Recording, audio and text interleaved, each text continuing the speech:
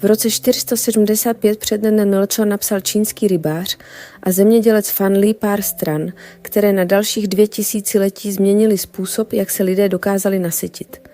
Jeho spis o chovu ryb v tůních popisoval metodu tak účinnou, že jediná malá vodní plocha dokázala na čtvereční metr vyrobit víc bílkovin než pastviny s dobytkem a na hektar nabídnout víc výživy než nejpečlivěji hnojené pole. A co bylo nejnebezpečnější? Jakmile to jednou postavíš, může to krmit tvoji rodinu celé dekády bez kupovaného krmiva, bez složitých povolení a bez závislosti na komukoli, kdo ti prodává nezbytné vstupy. V Americe o tom většina lidí nikdy neslyšela, přestože rybniční akvakultura nakrmila v dějinách víc lidí než jakýkoliv jiný systém živočišných bílkovin. To ticho nevzniklo náhodou. Jakmile máš na zahradě vodu, která vyrábí jídlo sama, přestaneš být dobrým zákazníkem. Dnes si postavíme regenerativní rybník na dvorku. Až dočteš, budeš mít v hlavě plán na samoreplikující továrnu na bílkoviny. Systém, který se krmí sám, spravuje sám a časem vyprodukuje víc jídla, než kolik tvá rodina stihne sníst. A za 10 let, až budou sousedé nervózní z cen a výpadků dodávek, ty se projdeš k vodě a ucítíš klid, který se nedá koupit. Aby to dávalo smysl, vraťme se ještě hlouběji do minulosti. Už kolem roku 3500 před Naholečku v neolitu u žluté řeky si rolníci všimli drobnosti po záplavách. Když voda opadla, zůstaly v nížinách uvězněné ryby, hlavně kapři. Kdo prohlubeň trochu prohloubil a okraje vymazal jílem, ryby neodešly. Nejenže přežili, prospívali, třeli se a dali se lovit přesně ve chvíli, kdy byl hlad. Nebylo to ještě chovatelství v moderním smyslu. Byla to pozorovací schopnost a partnerství s tím, co krajina už sama chtěla dělat. Za dynastie Shang kolem roku 600 př. NL už se v nápisech na věšteckých kostech objevují zmínky o rybolovu v zahradě, což dnes archeologové chápou jako spravované rybníčky přímo v zemědělských plochách. Bohatí měli okrasné nádrže se zlatými koi, chudí udržovali pracovní tůně s obyčejným kaprem. Obojí někoho živilo, ale jen jeden z těch světů vyžadoval svolení šchora. A pak přišla dynastie Chang v 7. století na Milchou a s ní zvláštní zlom. Císařský rod nesl jméno Li a stejné jméno se v lidové řeči pojilo s kaprem. Z úcty nebo ze strachu z neštěstí bylo pěstování běžného kapra v celé říši zakázáno. Pro vesnice to byla katastrofa. Kapr byl 1000 let hlavní domácí bílkovinou, jenže místo hladomoru se zrodila inovace. Lidé začali chovat více druhů v jednom rybníčku. Některé ryby sbírali potravu u dna a zužitkovávali usazeniny. Jiné filtrováním čistili střední vrstvu vody. Další okusovali rostliny u hladiny. A ještě jiné lovili zooplankton. Každý druh obsadil jinou niku. Nehádl se o stejné sousto, nevytvářel odpad, jen přetvářel to, co by se jinak ztratilo. Náhodná politika tak spustila první skutečný polykulturní systém. Vrstvený samoregulační ekosystém, který byl produktivnější než cokoliv předtím. Když evropští cestovatelé ve 13. století popisovali čínské inovace, rybníčky u vesnic byly tak běžné, že kronikáři o nich psali jako o typickém rysu krajiny. Některé byly staré stovky let, pořád dávali tuny rybího masa ročně a nikdo do nich pravidelně nesypal kupované granule. Tůně se krmila sama, jenže tato uzavřená smyčka, kterou Fan Li popsal a kterou nutnost začanku vyladila do dokonalosti, se do Ameriky nikdy pořádně nedostala. Přistěhovalci si přivezli krávy, prasata a slepice, zvířata, která potřebují každý den krmení, oplocení a práci.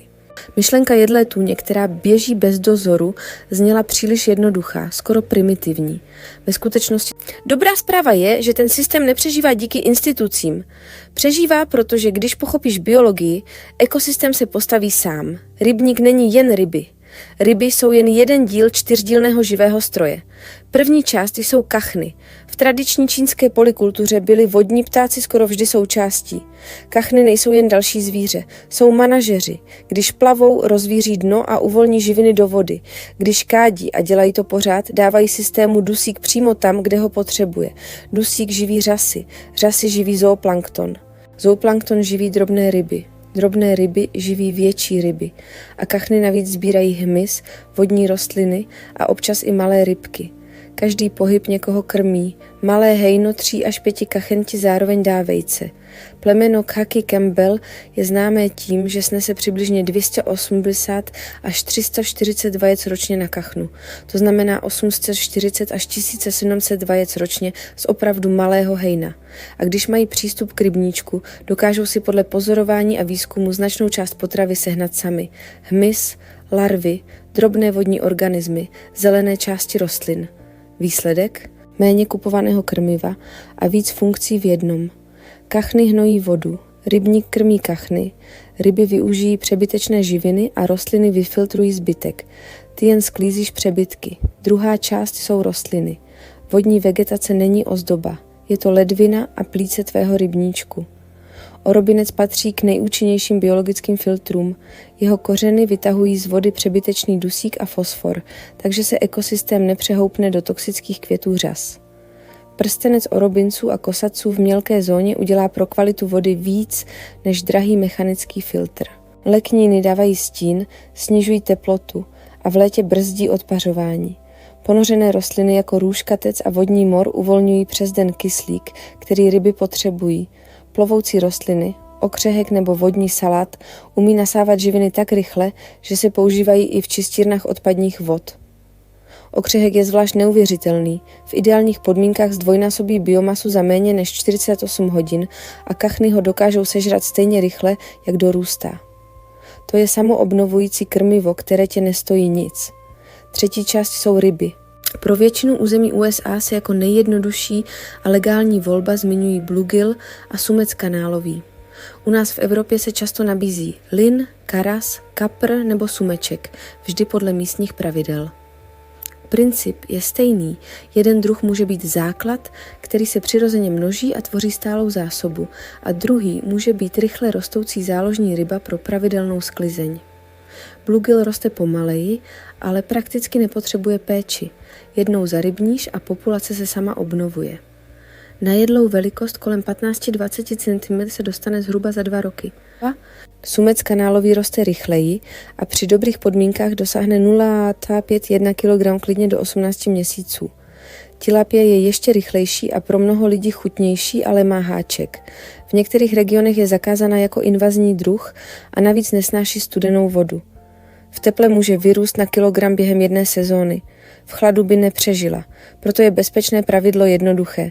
Vybírej druhy, které jsou u tebe legální a odpovídají tvému klimatu. Nechceš, aby tvůj samospádný systém skončil pokutou nebo zimním úhynem. Čtvrtá část jsou prospěšné bakterie. Neviditelní pracovníci, kteří přeměňují amoniak z rybího odpadu na dusitany a pak na dusičnany, které rostliny umí vysát. Tenhle dusíkový cyklus je páteř celého systému. Jakmile se usadí, drží rovnováhu bez toho, abys musel cokoliv řídit jako stroj. Ty neřídíš farmu, ty se staráš o živý organismus. A teď prakticky, jak to postavíš a kolik to stojí? Pro rodinný dvorkový systém se můžeš vejít přibližně do 400 až 600 dolarů nebo podobného ekvivalentu.